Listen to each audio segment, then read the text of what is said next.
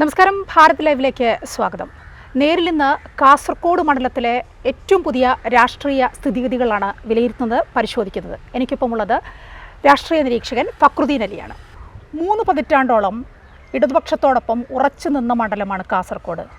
അത് കൈവിട്ടു പോയത് 2019 തെക്ക് നിന്ന് കയറി വന്ന രാജ്മോഹൻ ഉണ്ണിത്താൻ്റെ കൈകളിലേക്ക് അത് വന്നു. പക്ഷേ ആ അവസ്ഥയല്ല ഇന്ന് ഉള്ളത്.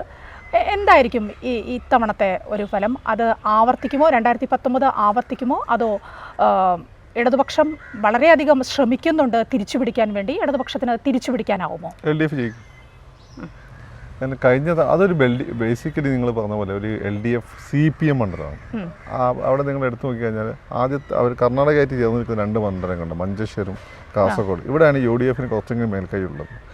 പിന്നെയുള്ള അവിടെ ഒന്ന് ഉദുമ, പിന്നെ ഉദുമ ഇപ്പോൾ പേര് മാറ്റി തോന്നുന്നു, പിന്നെ കാഞ്ഞങ്ങാട്, അവിടെ 2 മണ്ഡലങ്ങൾ. ഈ 2 മണ്ഡലങ്ങളിൽ LDF ശക്തമായ സ്വാധീനമുണ്ട്. ഈ കാസർഗോഡിന് കർണാടകയുടെ സ്വാധീനമുള്ള മണ്ഡലങ്ങളിൽ BJPക്ക് സ്വാധീനമുണ്ട്. അതുകൊണ്ടാണ് ഈ 2 സീറ്റുകളിൽ BJP എപ്പോഴും നിയമസഭയിൽ മുന്നിൽ വരുന്നതും ഇവിടുത്തെ വോട്ടെണ്ണും BJP കാൻഡിഡേറ്റ് കയറി വരികയും ചെയ്യുന്നു. അത് കഴിഞ്ഞിട്ട് വേറെ ഉള്ളത് പിന്നെ കല്യാശ്ശേരി, പയ്യന്നൂർ, ഇത് രണ്ടും CPMൻ്റെ നിങ്ങൾ ഈ പറയുന്ന കണ്ണൂർ CPM ഇതാണ്, മനസ്സിലായില്ലേ? അതായത് കണ്ണൂർ സിറ്റി ലീഗാരെ കയ്യിലാണ്. ഈ കണ്ണൂർ CPM എന്ന് പറയുന്ന ഈ മണ്ഡലങ്ങളാണ്. ഇവിടെ ഹ്യൂജ് മെജോറിറ്റിയാണ് വരാൻ പോകുന്നത്. അപ്പോൾ കഴിഞ്ഞ തവണ എന്ത് സംഭവിച്ചെന്ന് വെച്ചാൽ പൊതുവേ ഉള്ള ശബരിമല വിഷയം. ശബരിമലയുടെ ഒരു കാര്യം എന്ന് വെച്ചാൽ ഹിന്ദുക്കൾ പണ്ട് ഇടയിൽ ഈ ജാതി ഉണ്ടായിരുന്ന സമയത്ത് എല്ലാവർക്കും ഉപദേശങ്ങൾ നൽകിയ അപൂർവം ചില ക്ഷേത്രങ്ങളുണ്ട്. ഒന്ന് പറശ്ശിനിക്കടവ്, വേറൊന്ന് ശബരിമല, വേറൊന്ന് എനിക്കൊന്ന് ഇളനീരാട്ടം നടത്തുന്ന കണ്ണൂർ തന്നെയുള്ള ക്ഷേത്രം ഉണ്ടല്ലോ, ഈ പരബ്രഹ്മ സങ്കല്പമുള്ള, അവിടെ ഈ 3 സ്ഥലത്താണ്. അപ്പം ബാക്കി എല്ലാ ക്ഷേത്രങ്ങളിലും ഈ ജാതീയമായ പ്രശ്നങ്ങളുണ്ടായിരുന്നു. അപ്പോൾ ശബരിമല ഒരു പൊതു ഹിന്ദു വികാരമായി മാറും, പിന്നെ പൊതു കേരളത്തിൻ്റെ വികാരമായി മാറും. അതവിടെ LDFന് അനുകൂലമായി. പിന്നെ അവിടെ സ്പെസിഫിക്കലി ഒരു ഭീകരമായ കൊലപാതകം, ഒരു കാര്യമില്ല, 2 കോൺഗ്രസ്സുകാർ പയ്യന്മാരെ കൊന്നു. അപ്പോൾ അതുണ്ടാക്കിയൊരു ഭയങ്കര നെഗറ്റീവ് ഇമ്പാക്റ്റ് ഉണ്ട്. അതിൻ്റെ അധികം താമസിക്കാതെ കണ്ണൂർ വേറൊരു കോൺഗ്രസ്സുകാരൻ മുസ്ലിം പയ്യൻ അതിഭീകരമായി വെട്ടിക്കൊന്നു. അപ്പോൾ CPMൻ്റെ ഈ ഗുണ്ടായുസത്തോട് CPM കുടുംബത്തിലുള്ള സ്ത്രീകൾക്ക് വരെ ഒരു എതിർപ്പ് വന്നു. പിന്നെ ശബരിമല, പിന്നെ മുസ്ലിം വോട്ട് ഈ പറയുന്നതിൻ്റെ മാതിരി രാഹുൽ ഗാന്ധിയൊക്കെ വന്നുകൊണ്ട് അത് ഭീകരമായി കൺസോൾട്ടേറ്റ് ചെയ്യപ്പെട്ടു. പിന്നെ ഈ കോൺഗ്രസ് കേന്ദ്രത്തിൽ വരുമെന്നുള്ള ഒരു പവർ ഉള്ളതുകൊണ്ട് ഒരു ഫീൽ അന്നുണ്ടായിരുന്നു. അപ്പോൾ അതുകൊണ്ട് കേരളത്തിൽ പരമാവധി സീറ്റുകൾ കോൺഗ്രസ് കൊടുക്കാതെ മുസ്ലിം കമ്മ്യൂണിറ്റിയും ക്രിസ്ത്യൻ കമ്മ്യൂണിറ്റിയും ഇടയിൽ ആഗ്രഹം ഉണ്ടായിരുന്നു. ഇവരൊക്കെ ചത്ത് പണിയെടുത്തു. അവിടെ കോൺഗ്രസ് ഉണ്ടായിട്ടല്ല. അങ്ങനെയാണ് ഉണ്ണിത്താൻ ചേട്ടൻ അവിടെ ജയിക്കുന്നത്. ജയിച്ചതിന് ശേഷം ഉണ്ണിത്താൻ ചേട്ടൻ അവിടെ ഫുൾ ടൈം നിന്നു എന്നുള്ളതൊക്കെ സത്യം തന്നെയാണ്. വേറെ MP നിൽക്കാത്ത പോലെ അവിടെ തന്നെ ക്യാമ്പടിച്ചു, എല്ലാ സ്ഥലത്തും മൂപ്പർ എത്തിയിട്ടുണ്ട്. പിന്നെ ഈ കാസർഗോഡ് ഇത്രയും കാലം എല്ലാവരും പഠിച്ചതിന് വലിയ ഫണ്ട് വിനിയോഗം നടക്കാത്ത സ്ഥലമാണ്, വലിയൊരു വികസനം നടക്കാത്ത. കമ്പാരിറ്റീവ്ലി മുൻ കാലഘട്ടത്തെ അപേക്ഷിച്ച് ഉണ്ണിത്താൻ ചേട്ടൻ മേൽപ്പാലങ്ങളുടെ ജോലിയൊക്കെ തീർത്തിട്ടുണ്ട്. പിന്നെ പരശുരാം എക്സ്പ്രസ്സിന് അവിടെ എന്താണ് ഈ കതിരൂരിനടുത്ത സ്റ്റേഷനാണ്, അതിന് പേര് മറന്നുപോയി, അവിടെ പിന്നെ സ്റ്റോപ്പ് അനുവദിച്ചു. അങ്ങനെ ചെറിയ കാര്യങ്ങൾ ചെയ്തു. എൻഡോസൾഫാൻ ദുരിതബാധിതരുടെ പ്രശ്നത്തിൽ അദ്ദേഹം കാര്യമായിട്ട് ഇടപെട്ടു. പക്ഷേ എൻഡോസൾഫാൻ ദുരിതബാധിതരുടെ കാര്യത്തിൽ കാര്യമായി ഇടപെട്ടു എന്ന് പറയൽ മാത്രമേ ഉള്ളൂ. ഇപ്പോഴും അവരുടെ പെൻഷൻ പോലും വേണ്ട രീതിയിലില്ല. ഇപ്പോഴും സമരത്തിലാണ് അവർ. അല്ല, അവർ സമരത്തിലാണ്, അവർ ഒരുപാട് പ്രശ്നങ്ങളുണ്ട്. പക്ഷേ അത് ബാക്ക്ലോഗ് ആയി കിടന്ന ഫയലുകൾ അത് നേരിട്ട് ഇടപെട്ട് മാറ്റാൻ ശ്രമിച്ചിട്ടുണ്ടെന്നാണ് എനിക്ക് കിട്ടുന്ന ഇൻഫർമേഷൻ. അത് മുമ്പുള്ളവർ ശ്രമിച്ചിട്ടുണ്ട്. പക്ഷേ ഉണ്ണിത്താൻ ചേട്ടൻ അത് ഫോക്കസ്ഡായി. കാരണം CPMനെ സംബന്ധിച്ചിടത്തോളം സ്വന്തം തറവാടാണ്, എങ്ങനെ ആയാലും വലിയ പ്രശ്നമൊന്നുമില്ല. ഉണ്ണിത്താൻ ചേട്ടനെ സംബന്ധിച്ച് അത് നിലനിർത്തണം. അത് അദ്ദേഹത്തിൻ്റെ ഇപ്പം ഭരണം അവരുടെ കയ്യിലല്ല, പക്ഷേ അദ്ദേഹത്തിന് അത്യാവശ്യം ഇംഗ്ലീഷൊക്കെ ഉള്ള കയ്യിലുള്ള ആളാണ്. പിന്നെ കോൺഗ്രസ്സിലുണ്ടായ ബന്ധങ്ങൾ അത് ഉപയോഗപ്പെടുത്തിക്കൊണ്ട് പരമാവധി ആ ഒരു മണ്ഡലത്തിൽ ലിമിറ്റേഷനിൽ ഇറങ്ങി എന്നുള്ളത് അത് ചെയ്യാൻ ശ്രമിച്ചിട്ടുണ്ട്. പക്ഷേ this is basically left constituency. CPM എയിംസിൻ്റെ ഒന്നും ആയിട്ടില്ലല്ലോ. ആവശ്യമാണ്. അവിടെ സെൻട്രൽ യൂണിവേഴ്സിറ്റി മുമ്പ് വന്നിട്ടുണ്ട്. അത് അതിൻ്റെ ഒരു ഭാഗം എടുത്തിട്ട് തിരുവല്ല, ഒരു ഭാഗം തിരുവനന്തപുരത്തും കൊണ്ടിട്ടിട്ടുണ്ട് എന്ന പ്രശ്നങ്ങളൊക്കെ ഉണ്ട്. അത് ഉണ്ണിത്താൻ്റെ പ്രശ്നമല്ല. എയിംസ് എവിടെ വരും നമുക്ക് ഇപ്പോഴും അറിയില്ലല്ലോ, അതിന് തീരുമാനമായിട്ടില്ല. എങ്കിലും മുമ്പുണ്ടായിരുന്ന ആളുകളെ വെച്ച് നോക്കുമ്പോൾ ഭേദപ്പെട്ട പെർഫോമൻസ് അദ്ദേഹം കാഴ്ചവെച്ചിട്ടുണ്ട്. അദ്ദേഹം ജനങ്ങളുടെ കൂടെ ഉണ്ടായിരുന്നു. CPMനെ സംബന്ധിച്ചിടത്തോളം സ്വന്തം പ്രദേശമായതുകൊണ്ട് MP വന്നില്ലേയും പ്രശ്നമല്ല. പക്ഷേ ഇദ്ദേഹത്തിനറിയാം, അദ്ദേഹം തിരുവനന്തപുരത്ത് നിന്ന് വന്നിട്ട് അവിടെ സെറ്റിൽ ചെയ്ത കോൺഗ്രസ് തന്നെയാണ്. അപ്പോൾ അദ്ദേഹം ഉണ്ടായിരുന്നു. ഇതൊക്കെ പ്ലസ്. എങ്കിൽ പോലും സാഹചര്യങ്ങൾ അനുകൂലമല്ല. കാരണം ഒന്ന്, ശബരിമല ഇല്ല. 2, കോൺഗ്രസ് അധികാരത്തിൽ വരുന്ന ഫീലില്ല. രാഹുൽ ഗാന്ധിക്ക് പണ്ടത്തെ പിയാപ്പിള ഇമേജ് ഇല്ല. ഇത് 3 തീർന്നു കിട്ടി. 2, ഇവരുടെ കൂടെ നിന്നിരുന്ന കേരള കോൺഗ്രസ്, അവർക്ക് ഈ മലയോര മേഖലയിലൊക്കെ അത്യാവശ്യം സ്വാധീനമുണ്ട്. കോൺഗ്രസിനത് നിർണായക, CPM നിർണായകമല്ല. അവരിപ്പോൾ ഇങ്ങോട്ട് വന്നു. അപ്പോൾ ഈ ഫാക്ടർ എല്ലാം തന്നെ LDFന് അനുകൂലമായിട്ടുള്ള ഫാക്ടറാണ്. പിന്നെ അവിടെ പിന്നെ ഇപ്പോഴത്തെ അവരുടെ സ്ഥാനാർത്ഥി, കഴിഞ്ഞ സ്ഥാനാർത്ഥി മോശം ഒന്നായിരുന്നില്ല. പക്ഷേ ഇത്തവണ എങ്ങനെയെങ്കിലും ജയിച്ച് കിട്ടണം എന്നുള്ള ഫീലോടുകൂടി LDF വർക്ക് ചെയ്യുന്നുണ്ട്. അത് LDF മണ്ഡലമാണ്. അപ്പോൾ ഉണ്ണിത്താൻ ചേട്ടൻ ഉണ്ടാക്കിയെടുത്ത് ഇമോഷണൽ ആയിട്ടുള്ളൊരു ബോണ്ടുണ്ട്. ആ ബോണ്ടിനെ മറികടക്കുന്ന ഒരു പൊളിറ്റിക്കൽ വോട്ടിങ്ങിലേക്കാണ് CPM അവിടെ ശ്രമിക്കുന്നത്. രണ്ടാമത്തെ കാര്യം RSSൻ്റെ വോട്ട് BJPൻ്റെ വോട്ട് BJP ജയിക്കാൻ സാധ്യതയില്ല നമ്മുടെ CPMന് പോകും. കാരണം എന്ന് വെച്ചാൽ അവർക്ക് കോൺഗ്രസിൻ്റെ വോട്ട് ഇവിടെ പരമാവധി സീറ്റുകൾ കുറയ്ക്കണം കേന്ദ്രത്തിൽ, കോൺഗ്രസിന് ഒന്നും അല്ലാതാക്കണം. അപ്പോൾ സ്വാഭാവികമായിട്ട് എന്ത് ചെയ്യും, അവിടെ ഉണ്ണിത്താൻ ചേട്ടൻ അവരുടെ ഗുഡ് ബുക്കിലുള്ള സ്ഥാനാർത്ഥിയല്ല. കാരണം കുറിയിട്ട ഉണ്ണിത്താൻ ചേട്ടൻ അവർക്ക് ഇഷ്ടമായിരുന്നു. പക്ഷേ കുറിയിട്ട ഉണ്ണിത്താൻ അല്ല ഇപ്പോൾ. അതാണ് പ്രശ്നം, അതാണ് ഞാൻ പറഞ്ഞത്. അപ്പോൾ ആ ഒരു ബോണ്ട് ഇപ്പോൾ ഇല്ല. അപ്പോൾ BJPക്ക് അവരവിടെ ജയിക്കാൻ പോകുന്നില്ല. അപ്പം അവർ വോട്ട് മറിക്കാൻ സാധ്യതയുണ്ട് കോൺഗ്രസിൻ്റെ സീറ്റ് കുറയ്ക്കാൻ വേണ്ടിയിട്ട്. അപ്പം ഈ സാഹചര്യങ്ങളെല്ലാം കൊണ്ട് നിലവിലുള്ള ഒരു കൊലപാതക കേസിൻ്റെ അത് മാറി, അത് ജനം പ്രതികാരം ചെയ്ത് കഴിഞ്ഞു. ഇനിയിപ്പോൾ ഒരേ കേസിന് രണ്ടാമത് പ്രതികാരം ചെയ്യേണ്ടല്ലോ. കുഞ്ഞാലിക്കുട്ടിയെ ഒരു തവണ തോൽപ്പിച്ചോടുകൂടി ആ പ്രശ്നം തീർന്നു. രണ്ടാമത് വലിയ ഭൂരിപക്ഷം കൊടുത്തല്ലോ. അപ്പോൾ അതുകൊണ്ട് അതൊരു LDF മണ്ഡലമാണ്, CPM മണ്ഡലമാണ്.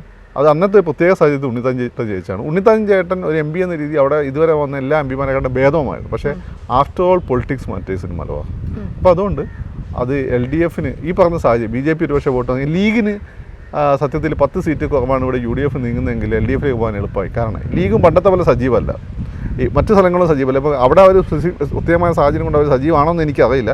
എങ്കിൽ പോലും ഓൾ കേരള അടിസ്ഥാനം നോക്കുമ്പോൾ പണ്ടത്തെ പോലെ ലീഗ് കോൺഗ്രസിൻ്റെ പിന്നിൽ അങ്ങനെ സജീവമായിട്ട് നിൽക്കുന്നില്ല. കണ്ണൂരൊക്കെ വളരെ അത് എക്സ്പ്ലിസിറ്റാണ്. ഈ സാഹചര്യങ്ങൾ കൊണ്ട് അത് LDF മണ്ഡലമായതുകൊണ്ടും കഴിഞ്ഞ തവണ UDFന് ഗുണം ചെയ്ത സാഹചര്യങ്ങൾ ഇപ്പോൾ ഇല്ലാത്തതുകൊണ്ടും LDFന് തന്നെയാണ് അവിടെ സാധ്യത. ഉണ്ണിത്താൻ ഇപ്പം നമ്മൾ നേരത്തെ പറഞ്ഞ പോലെ തന്നെ കുറി മാച്ചത് മുതൽ ഉണ്ണിത്താനെ നമ്മൾ പണ്ട് മുതലേ കാണുന്നതാണ്. നമുക്കറിയാലോ, ചർച്ചകൾക്കൊക്കെ വന്നിരിക്കുമ്പോഴും എന്നും ആ ഒരു കുറിയുണ്ട്. അത് മായുന്ന സമയമാണെങ്കിൽ കയ്യിൽ അത് സൂക്ഷിച്ചാണ് വരുന്നത്. അതെടുത്ത് കൊട്ടാരക്കര ഗണപതിയുടെ കുറിയാണെന്നൊക്കെ പറയാറുണ്ട്. അദ്ദേഹം പറഞ്ഞ അറിവാണ്. അത് തൊട്ടിട്ടേ ഉള്ളൂ. അതുപോലും മാച്ച് കളഞ്ഞ ആളാണ് അദ്ദേഹം.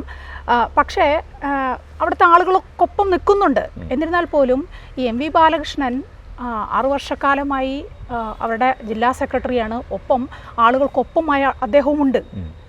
അതുകൊണ്ട് അത് ഉണ്ണിത്താന് വലിയൊരു തിരിച്ചടിയാവാൻ സാധ്യതയില്ലേ? സതീഷ് ചന്ദ്രന് കഴിഞ്ഞാണ് വളരെ പോപ്പുലർ. ഈ കാസർഗോഡിലെ CPM നേതാക്കൾ പൊതുവെ ഭയങ്കര ജനകീയരാണ്, മനസ്സിലായില്ലേ? ഇവർ സതീഷ് ചന്ദ്രനാണ്, ഇപ്പോൾ ബാലകൃഷ്ണനാണെങ്കിൽ.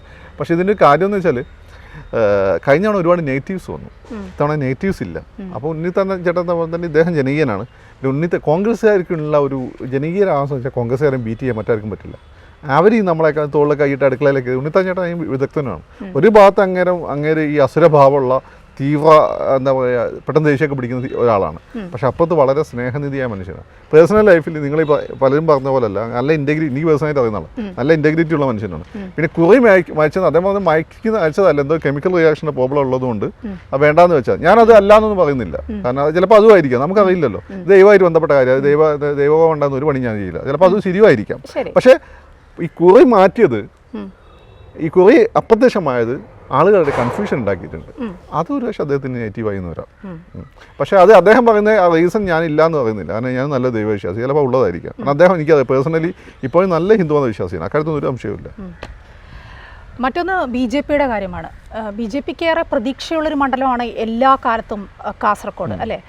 ML അശ്വിനി നല്ല രീതിയിൽ അവിടെ പ്രവർത്തനവുമായി പ്രചരണവുമായി മുന്നോട്ട് പോകുന്നുണ്ട്. അതും ശ്രദ്ധിക്കണം. വോട്ട് ബാങ്കിന്റെ കാര്യത്തിൽ എങ്ങനെയായിരിക്കും വരിക? അല്ല, അവർ അശ്വിനി ഭാവിയിൽ BJPന്റെ അസറ്റ് ആവുമെന്ന് എനിക്ക് തോന്നുന്നു. പക്ഷേ BJPന്റെ അസറ്റ് ആ മണ്ഡലം ഈ പറഞ്ഞ 2 കാസർഗോഡും മഞ്ചേശ്വരം വെച്ചാണ് BJP അവിടെ കയറി വരുന്നത്.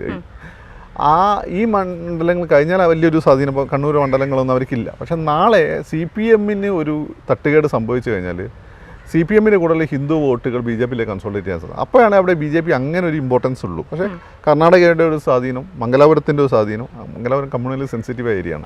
ഇതൊക്കെ കൊണ്ട് BJPക്ക് സാധ്യതയുള്ള മണ്ഡലമാണ്. പക്ഷേ ഈ മണ്ഡലത്തിൽ ഈ തവണ പക്ഷേ 3-ാം സ്ഥാനം തന്നെ ആയിരിക്കും. പിന്നെ ഈ പറയുന്നതിൻ്റെ മാതിരി ദേശീയ തലത്തിലെ BJPയുടെ പോളിസി അനുസരിച്ചിട്ട് കോൺഗ്രസിൻ്റെ സീറ്റ് കുറയ്ക്കാൻ ടാക്ടിക്കലായി വോട്ട് ചെയ്ത് കഴിഞ്ഞാൽ വലിയൊരു ഇൻക്രീസ് ഉണ്ടാവില്ല. പക്ഷേ BJPക്ക് അവിടെ വളർച്ച ഉണ്ടെന്നുള്ള സത്യമാണ്. കഴിഞ്ഞ തവണത്തെ ശബരിമല വിഷയം, പിന്നെ രാഹുൽ ഗാന്ധിയുടെ വരവ്, അതൊന്നുമില്ല ഇത്തവണ. അതുകൊണ്ട് അതൊക്കെ വളരെയധികം ഗുണം ചെയ്യാനാണ് ഉണ്ണിത്താൻ ചേട്ടൻ്റെ പ്രസൻസ് മാത്രമേ ഉള്ളൂ ഇതിനൊക്കെ മറികടക്കുന്ന ഒരു ഘടകം എന്നുള്ളൂ. ഉണ്ണിത്താൻ ചേട്ടൻ്റെ പ്രസൻസ് മാത്രമേ ഉള്ളൂ. അതുകൊണ്ട് മറികടന്നിട്ടുണ്ടെങ്കിലേ ഉള്ളൂ. അതുകൊണ്ടാണ് ഞാൻ പറയുന്നത് അവിടെ മേൽക്കൈ CPMന് തന്നെയാണ്. AKG പേടിപ്പിച്ച, നായനാരെ തോൽപ്പിച്ച മണ്ഡലം കൂടിയാണ്. അങ്ങനെയൊക്കെ ചരിത്രമുണ്ട് കാസർഗോഡിന്. അതുകൊണ്ട് നമ്മളിപ്പോൾ കുറിയിടാത്ത ഉണ്ണിത്താൻ, അല്ലെങ്കിൽ ജനങ്ങൾക്കിടയിലേക്ക് ഇറങ്ങി നടക്കുന്ന അല്ലെങ്കിൽ MV ബാലകൃഷ്ണൻ, അതൊന്നും പ്രതീക്ഷിക്കേണ്ട, എന്തും സംഭവിക്കാം അവിടെ, അല്ലേ? ഭവതിയുടെ ആഗ്രഹം സഫലമാകട്ടെ എന്ന് പറയുന്നതോടൊപ്പം തന്നെ ഒന്നുകൂടി ആവർത്തിച്ച് വന്ന് LDFിൻ്റെ മണ്ഡലമാണ്. അവർക്ക് UDFിന് അനുകൂലമായ ഫാക്ടേഴ്സ് ഇപ്പോൾ ഇല്ല. BJPയുടെ ടാക്ടിക്കൽ വോട്ടിങ്ങിന് സാധ്യതയുണ്ട്. എം പി എന്ന രീതിയിൽ ഇതുവരെ അവിടെ വന്ന എം പിമാരിൽ ഏറ്റവും മികച്ചൊരു എം പി തന്നെയാണ് ഉണ്ണിത്താൻ ചേട്ടൻ. പക്ഷേ അത് മാത്രം പറ്റുമെന്ന് എനിക്കറിയില്ല. ഞാൻ വസ്തുനിഷ്ഠമായ യാഥാർത്ഥ്യങ്ങൾ വെച്ച് നോക്കുമ്പോൾ LDF ജയിക്കേണ്ട മണ്ഡലമാണ്, LDF ആണ് ജയിക്കാൻ സാധ്യത. അതിനപ്പുറമുണ്ട് ഉണ്ണിത്താൻ ചേട്ടൻ്റെ നന്മയായിരിക്കും അതിന് കാരണം. അദ്ദേഹം വലിയ നന്മയുള്ള മനുഷ്യൻ, നിങ്ങൾ പറയുന്ന പോലെ എനിക്ക് പേഴ്സണലി അറിയാം. അദ്ദേഹത്തിൻ്റെ നന്മ, അദ്ദേഹത്തിനുള്ള ദൈവാനുഗ്രഹം, അതുകൊണ്ട് അദ്ദേഹം സൃഷ്ടിച്ച ഒരു ബോണ്ട് ഉണ്ട് അവിടെ. അതായിരിക്കും അദ്ദേഹം ജയിക്കുകയാണെങ്കിൽ അതിനുള്ള പ്രധാനപ്പെട്ട വിജയ കാരണം. രാഷ്ട്രീയമായിരിക്കില്ല. പൊളിറ്റിക്കലി നോക്കുകയാണെങ്കിൽ അത് LDF ഈസി ജയിക്കുന്ന മണ്ഡലമാണ്.